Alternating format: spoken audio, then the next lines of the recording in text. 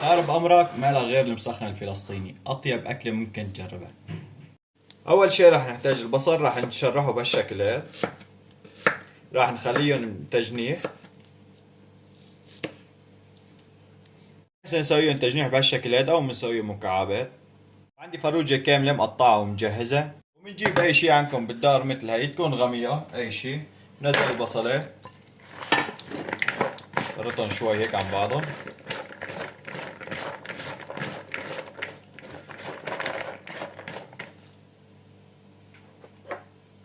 بنحط فوقهم الفروج مجهزينه.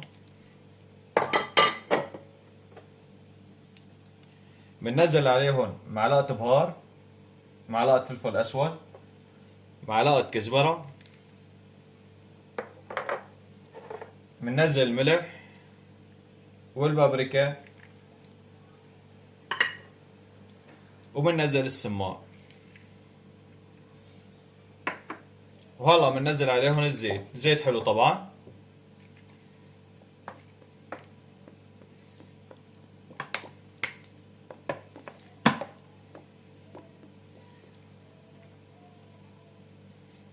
زيت الحلو تقريبا كاسة كامل.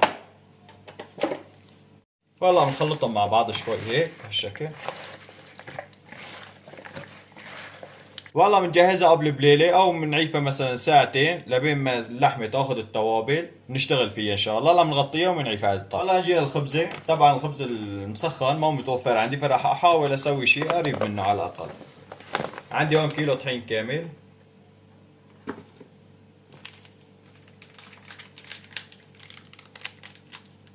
راح ننزل نص ظرف خميرة، يعني ما يقارب الخمس جرامات. وراح ننزل عليهم معلقة سكر، ننزل ملح معلقة صغيرة، نخلطهم شوي هيك.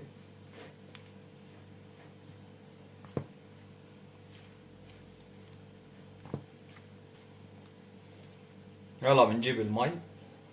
نزلت عليهم هي اول كاسة، راح انزلها وهي الثانية. نزلت على الكيلو 3 كاسات. هلا بعجنهم وعيفوا جنبكم مي، يعني من طحين لطحين بيختلف العيار. راح نحركهم.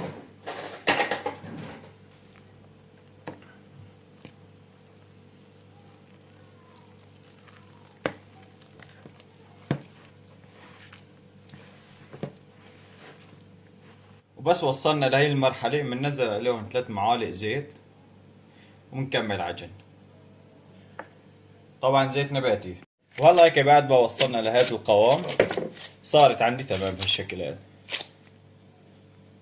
عندي صينية راح ادهن هيك شوي بالزيت بهالشكل.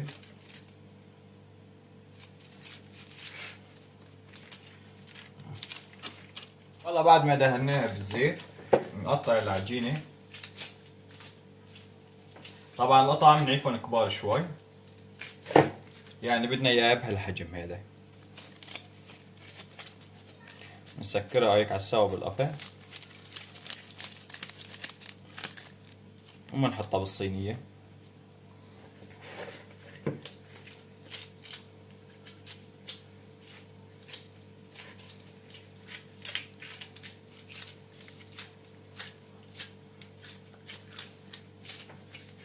شوفوا كيف هيك هالحجم بدنا اياه، تكون كبيرة شوي. طبعا ما بنكتر بالصينية لاني ما عرفتها ترتاح، راح اعيفها ترتاح بالمرة. بدي اقرصها واعيفها ترتاح بالصينية، فما بنكتر فيها كتير. حطيت فيها 4. هلا راح اغطيها واعيفها على الزيت لبين ما ترتاح ويتضاعف حجمها. هلا بنرجع للفروجة اللي عفناه وتبلناه. صار له انا تبلته فترة ساعتين. راح ننزل الفروج، نضيف لهم البصلات ونصفهم.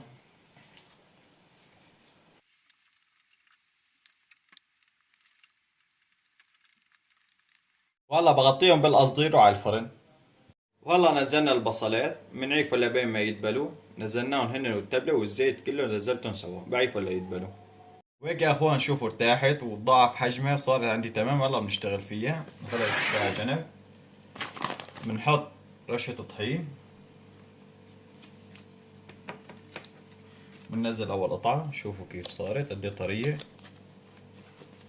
نفتحها بهالشكل.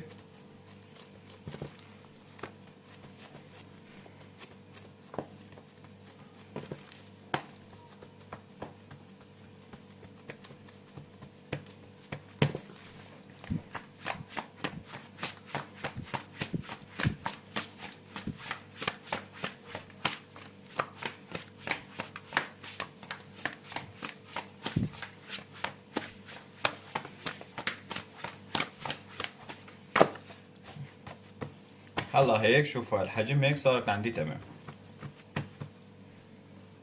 عندي الطاوة مشغلة ومحمية كتير منيح. هلا باخذ الرغيف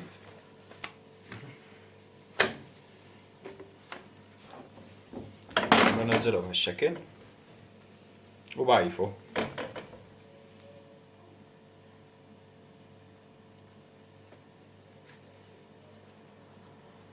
شوفوا هلا هيك صارت تطلع عندي الفقاعات، شايفين كيف؟ وهلا بنقلب على الطرف الثاني.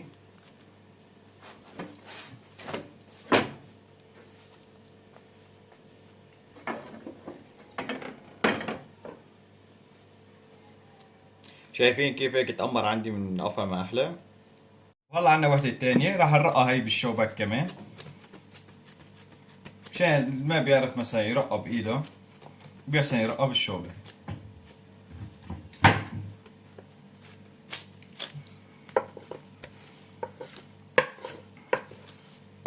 شوفوا قرب لكم عليها منيح.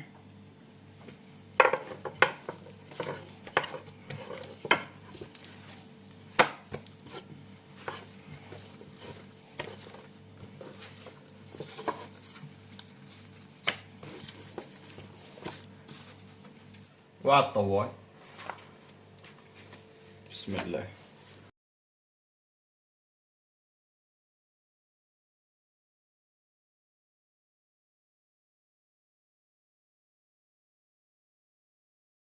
والله كمان بنقلب على الطرف الثاني.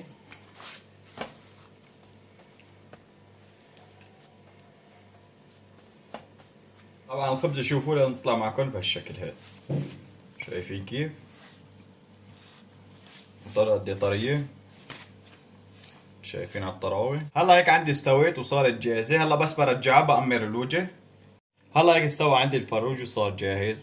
هلا بنطالعهم بنحطهم على طرف مشان ننزل الدهون نزلت فيهم مع البصل. والله بنجيب الرغيف بنغرقه بالزيت.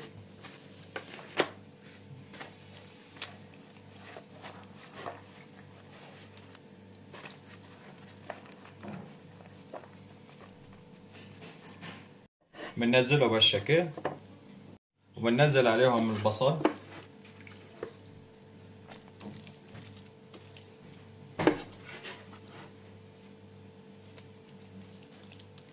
بهالشكل نرجع مرة تانية نجيب رغيف تاني بنبله بالزيت وبننزله كمان وبننزل فوقه البصل.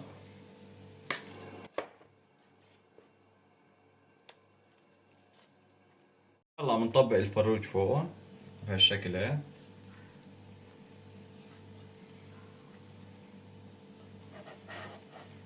والله جهزنا اطيب مسخن فلسطيني. شوفوا كيف مستوي كتير منيح واللحمة كتير مستوية. وهلا بدنا ناخذ لقمة نجربه. طبعا هي اول مرة بجرب المسخن الفلسطيني. بسم الله الرحمن الرحيم. شايفين يا غوالي كيف طالعة؟ والله ومدون اي مبالغة بالفعل فن من فنون المطبخ الفلسطيني. كتير طيبة كتير كتير.